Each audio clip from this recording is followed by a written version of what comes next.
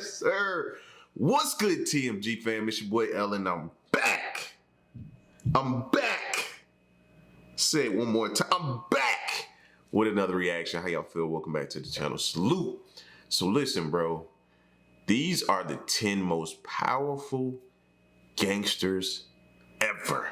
Now, we'll be the judge of that because, well, you know, we all have our powerful list in our head, or somewhat of a list in our head of who we thought were some of the most powerful gangsters ever. So I'm anxious to see this list, man. I don't know why I always think of Griselda Blanco. I don't know why I always think of her.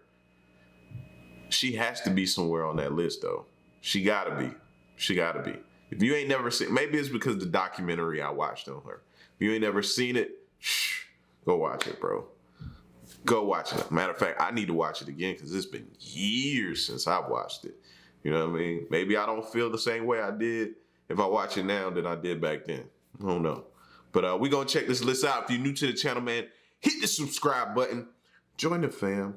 And once you do that, we just need you to do a few things. All right? You hit it? You hit the subscribe button? All right, come on over here. Join the fam. All right? Moment of silence for the haters. That's enough. Now, we just need you to just look in the comment section. They telling you exactly what to do. Run the likes up, baby. Make sure you run the likes up. Let's go. They were the ultimate villains. They lived life king-size and ruled kingdoms with iron-fisted methods.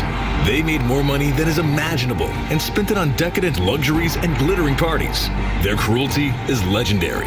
Everyone, from judges, policemen, to senators and presidents, were in their pockets. They knew that real power lay with them and were not afraid to use it. Their lives are the stuff movies are made of. In this video, we've listed 10 of the most powerful gangsters of all time. Here we go. Number 10, Frank Lucas. Wow, they started with Frank Lucas. Now, a lot of y'all familiar with Frank Lucas from, what was the movie, American Gangster? Remember? Denzel played him. If y'all didn't watch that movie, really, really good movie.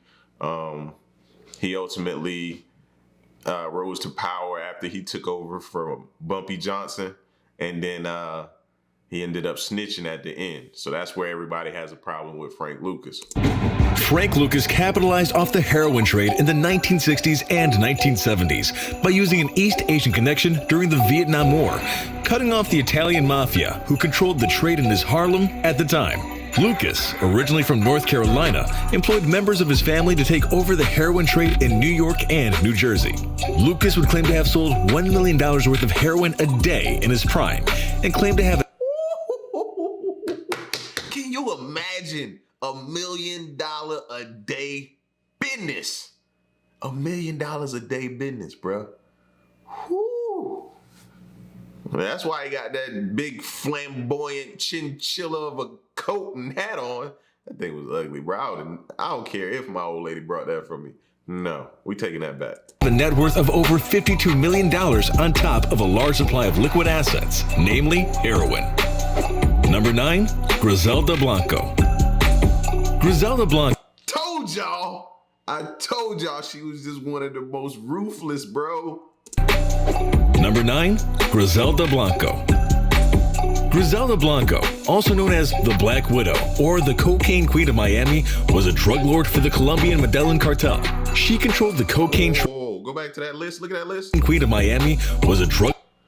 Look at the Medellin cartel right here. Pablo. I don't know who. Gustavo. I don't know who all these people are. Trying to see.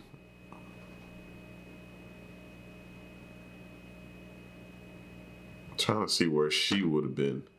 I was hoping they showed where she fit in here.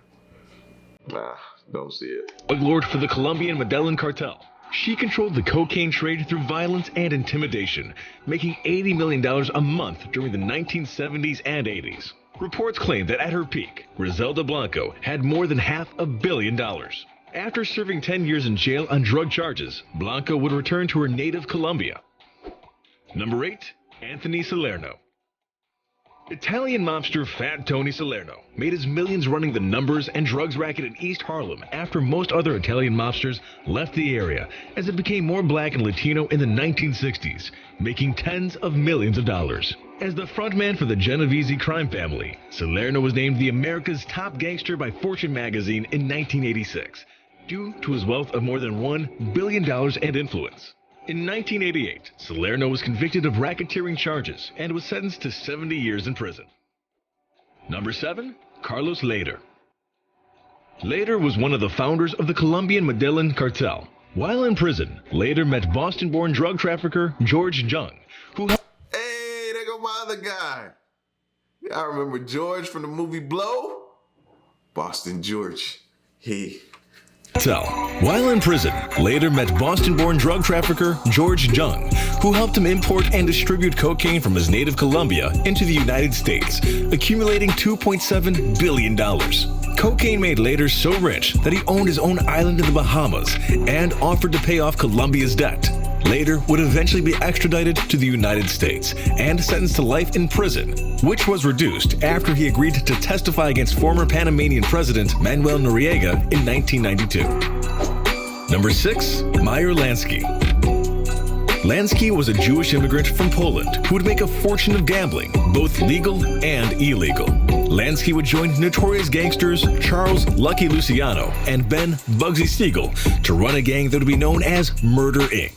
Lansky would later turn to focus on gambling, setting up operations in Florida, Las Vegas, and Cuba before the Cuban Revolution. In 1982, Forbes would name him as one of the 400 richest people in America. Lansky would be indicted for tax evasion and fled to Israel. He would later return. That's how they get you, bro. Them taxes. It seemed like that's the one thing those guys back then couldn't avoid, like tax evasion, man. They could not, if they needed a charge or to trump up a charge or something to figure out how to, it came down to like taxes or something like that, man. It was crazy. Lansky would be indicted for tax evasion and fled to Israel. He would later return to the U.S. to face charges and was acquitted in 1974. Lansky would die a free man in Miami at age 83. Number 5. I guess, shoot, I ain't paying no taxes, man. I'm already running illegal drugs. Like, taxes probably is the least of my worries right now. You know what I'm saying? But it was the one thing that snagged them up a lot of times. I would just bring them in on that charge, and then we'll go from there.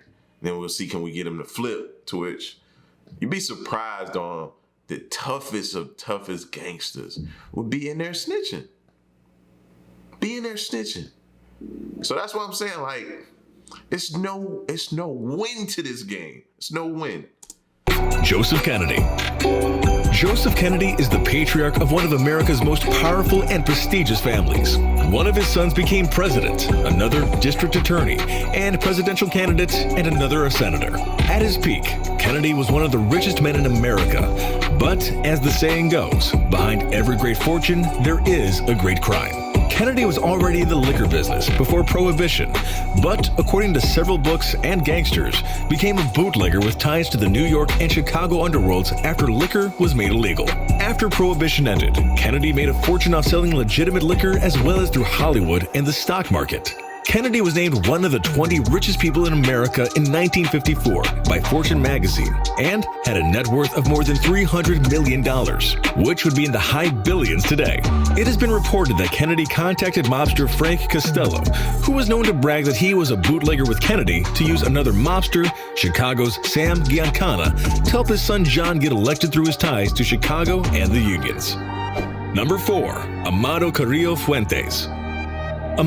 If there was ever a person who had a name that just sound gangster, hear that again.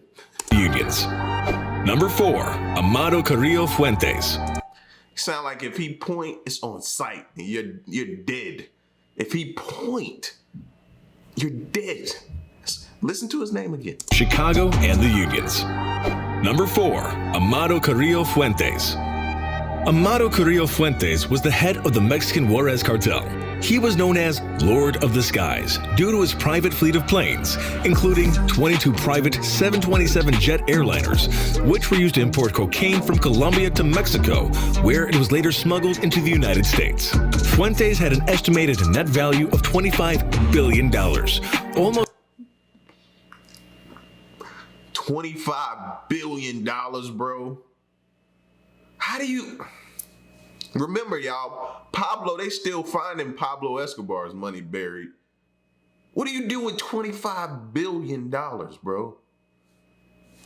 How do you even try to attempt to hide that? almost twice as much as Facebook founder Mark Zuckerberg, and the DEA called him the most powerful drug trafficker of his era. He would die while undergoing plastic surgery to alter his appearance in 1997. Number 3. Joaquin Guzman Loera. El Chapo is one of Mexico's most powerful drug lords. He is the head of the Sinaloa cartel, which smuggles in billions of dollars from Colombia through Mexico and into the United States. Guzman became rich enough to make Forbes' list of 1,000 wealthiest people in the world, as well as their top 60 most powerful people in the world, with a net worth of over $5 billion. Guzman was jailed in 1993, but escaped from prison in 2001, and is currently number 1 on the FBI's most wanted list, with a $5 million reward for his capture. Number 2. Al Capone. Al Capone is perhaps the most powerful gangster of all time, and also one of the richest. During Prohibition, Capone controlled the illegal alcohol, prostitution, and gambling rackets in Chicago, which brought in $100 million a year at its prime. Capone's money allowed him to bribe police officials, judges, and even the mayor of Chicago. Unfortunately, he could not bribe the IRS, who convicted him of tax evasion in 1932 and sentenced him to 11 years in prison. Number 1. Pablo Escobar. Escobar. What they call him? El Patrono? El Patrone? El Patron? I can't think of it.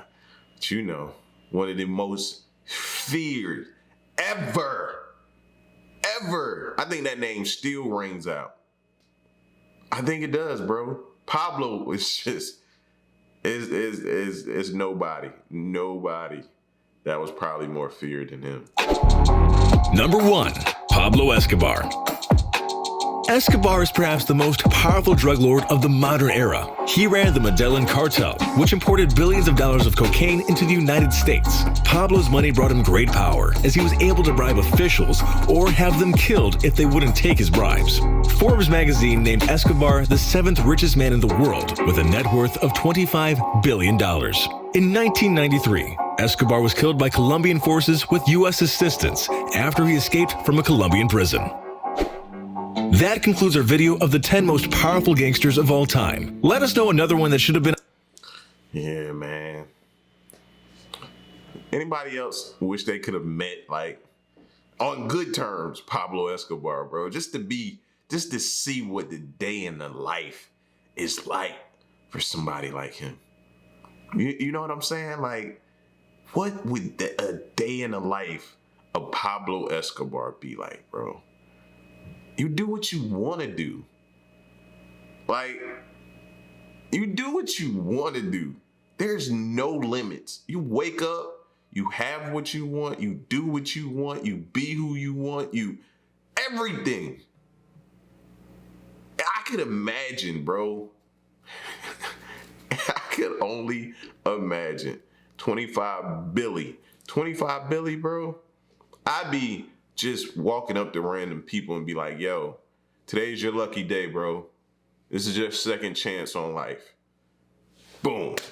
Hit him with, I don't know, $100,000. He probably wipe his nose with $100,000. What is that to him? It's crazy. That's crazy. But yeah, who do y'all think was left off the list that you thought should have been here, man? This is their list, the 10 most powerful gangsters ever. Y'all get at me and let me know what y'all think. And stick around and stay tuned till the next reaction. My peace, y'all stay solid. Hey.